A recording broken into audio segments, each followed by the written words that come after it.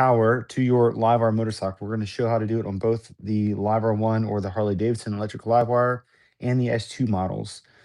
Now, there's a lot of confusion about 12-volt accessories on LiveWire motorcycles, even some caused by some of my older videos. And so I'm here to kind of set the record straight to alleviate any confusion that anyone has on adding 12-volt power to your LiveWire motorcycle. So while we let people kind of build up into the chat, I'm going to kind of go over the old way that I did it, the way that kind of caused a little bit of confusion, and then how I've kind of fixed that and made this process really simple. And I'm just trying to find somewhere to put my phone. Alrighty. So the old way was to use this. It's called like a electrical kit or something from Harley Davidson. What it is, it's a bunch of different connectors. They made this one connector, 12-volt connector, to match multiple bikes from Harley Davidson. And so, in order to use this on the LiveWire One, you had to modify the Molex 150 connector. This guy, so it's got 3 wires coming off, but on the LiveWire bikes, there's only 2 wires. So you had to cut one of the cables, switch the pins around. It was a little bit of a process. You had to attach your own SAE cable. It's totally possible for people to do it, and that's what people were doing. They were just doing it on their own. And someone had made a forum post about it long time ago on how to do it. And so I set out to do it. And I mean, this cable works fine, but there's just a lot of extra stuff on it that doesn't really get used, and that's what causes the confusion for people. So you've got the Molex 150 that plugs into the bike, then you got this SAE adapter that plugs into whatever the 12-volt accessory is. And then you've got these two other ones, and this is what causes the confusion. So in this video, I'm going to show you where the 12-volt P&A port is, the power or parts and accessories port is on both the LiveWire One, Harley Davidson electric LiveWire, and the S2 platforms. Show you how to plug it in, answer some questions about adding 12-volt accessories to the bike, go over the accessories that I sell, that I make and sell, that really makes this process incredibly easy. You don't have to, I mean, you do have to buy some extra stuff, but that really depends on the gear that you're using. But you don't have to like solder stuff and buy tools to cut wires. You don't have to do any of that stuff if you order my cable. But we'll get to that in a little bit. Okay, so on the LiveWire One, um, what's going on, everybody that's in the chat? All right, gonna flip the camera around. Okay, so this is my LiveWire One, my custom LiveWire One, and it has a 12-volt battery, which is uh, right here. That's the 12-volt battery housing right there, and right here behind this plastic piece is the parts and accessories port, and that's what supplies the 12-volt battery with 12-volt power from the main pack. And so what you're doing is you're not tapping into the 12-volt battery itself. You're tapping into the 12-volt signal that's coming off the DC battery. And so you're allowed up to 10 amps. Anything more than 10 amps, you start to kind of siphon a little bit of that maintenance recharge is what it's called. You're siphoning some of that maintenance recharge off the 12-volt battery. So you could do more than 10 amps, but if you do more than that, then you risk killing the 12-volt battery because it's not getting recharged enough to run all the other systems that are on the bike. So any 12-volt accessories that you're running off this bike, and you can run multiple at once, as long as the combined total isn't more than 10 amps, then you're totally fine. I have the Gerbring, well, it's the Harley Davidson branded heated gear. I have everything, the glove liners, sock liners, pants, jacket. I can run all those at full power, and I'm pulling maybe 8 amps. And so that's enough left over for me to like run my GPS, which is like less than an amp. Alrighty. So let's show where it is in the LiveWire One. Now to do this, you're gonna need a Torx bit tool. I want to say this is either a 20 or a 30. I don't know. It's not labeled on here. This is just an 8-in-1 driver from Harley Davidson. All right, so there's two things we're gonna do. We're gonna take this bolt out right here, and then there's a little lip on the other side, like a little plastic catch that we need to remove. So we're gonna remove this. Now you don't need to worry about like unplugging the bike or unplugging the main pack or anything like that. We're not necessarily going to be touching any wires. All right, so we take that bolt out, and then we're going to hop on the other side. Now, my plastic housing, this thing is well worn because of how many times I've taken this off for videos or to add my own cables. So mine is going to be a little bit easier to do than yours. The first time you do this, especially if your bike is relatively new, this is going to be really hard to do. So if you're struggling, don't beat yourself up because everyone does. All right, so if you see this little latch here, okay, I'm going to push in to get that latch out of the way, and then I'm going to pull the cover back. This is really hard to do one-handed.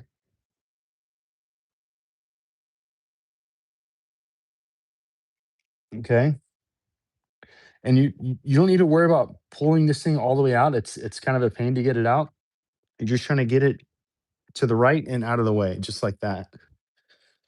And that's going to give you the room to pull the parts and accessories cable, which is right here.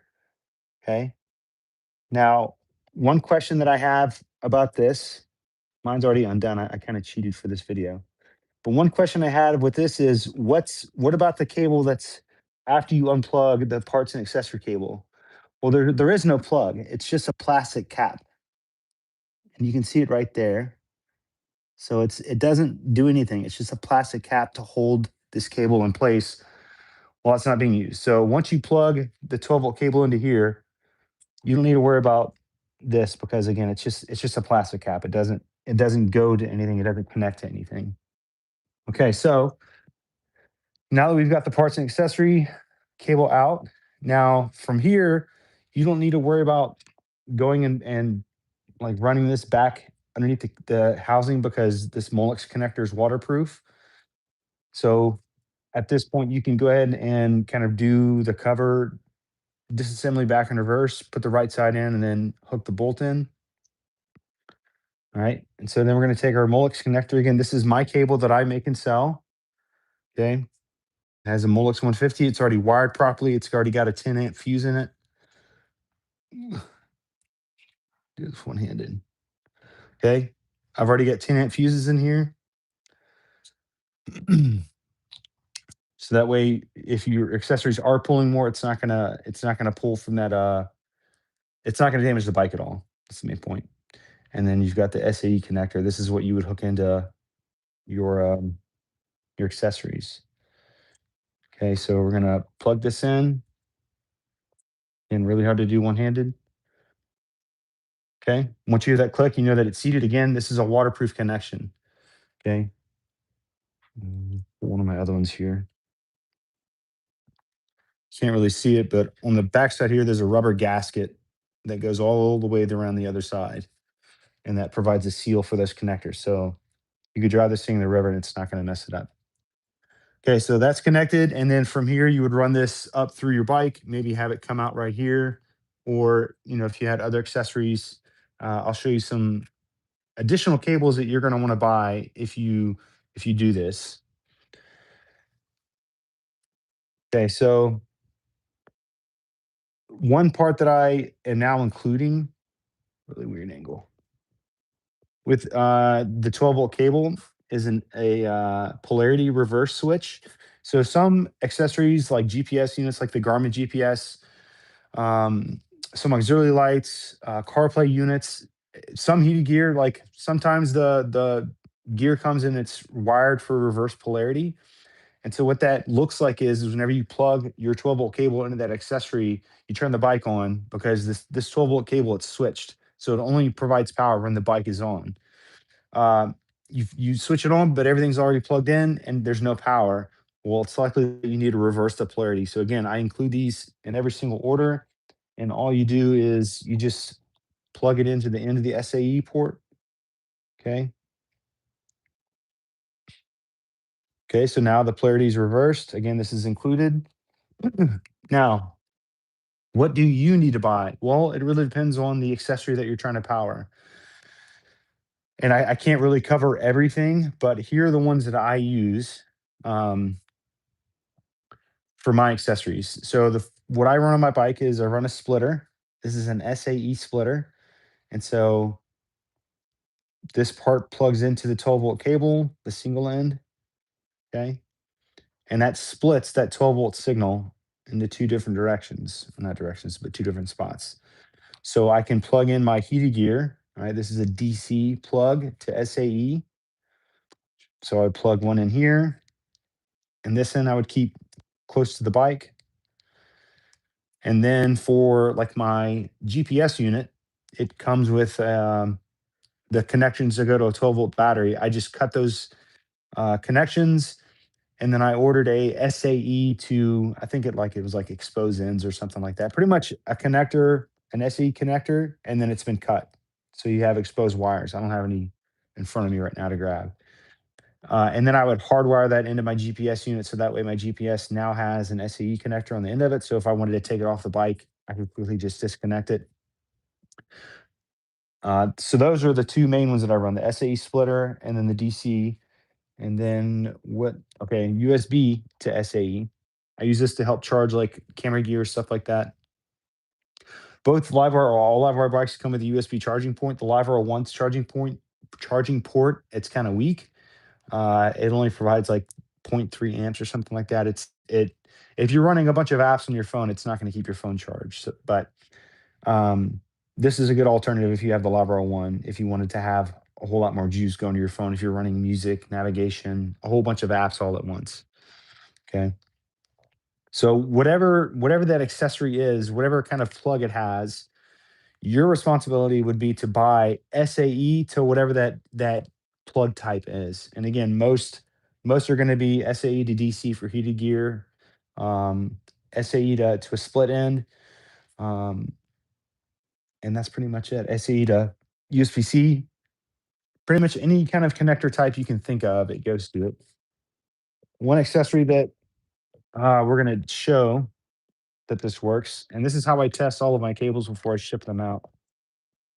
This is an air compressor. SAE plugs directly into the cable that we just plugged in.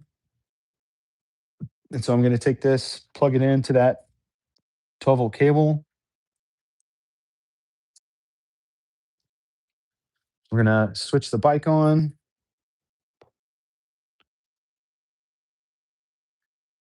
Okay.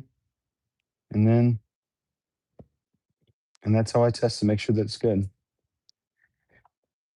Okay. So that's how to hook up the 12-volt to the LiveWire One. Now, all the other stuff besides like plugging it in is the exact same on the S2 models. It's just the location of the parts and accessory port is in a different spot. Um, Now you're going to see what the subframe of my bike looks like after 700 miles in the desert. It's really dirty. I cleaned the outside really well, but really forgot to spray the inside. Okay, so this is the S2 Del Mar. This is going to be an identical place to the S2 Alpinista, and for the Mulholland, it's a different body style, but the Mulholland's P&A cable is back here. So you've got this little door that pops up. You unlock it with the key. That lets you take this back door off, and then the P&A port is just on the inside of there. And then so it's kind of the same little cap that was on the LiveWire One. I mean, mine's already plugged in.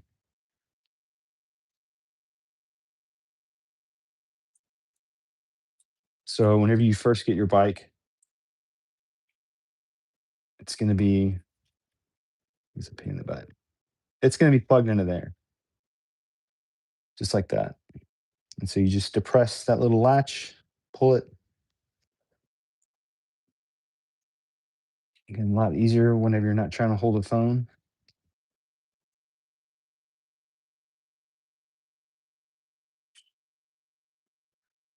I use both hands, unless you got like just really tiny hands. Okay.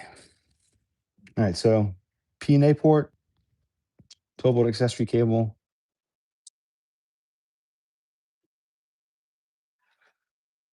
All right, there we go. And look, I'm not even running the nice one. I'm running the prototype version. So you guys get the nice ones. I'm still running the OG 12-volt cable. Alrighty. So that is 12-volt power accessories on any LiveWire bike. Really simple.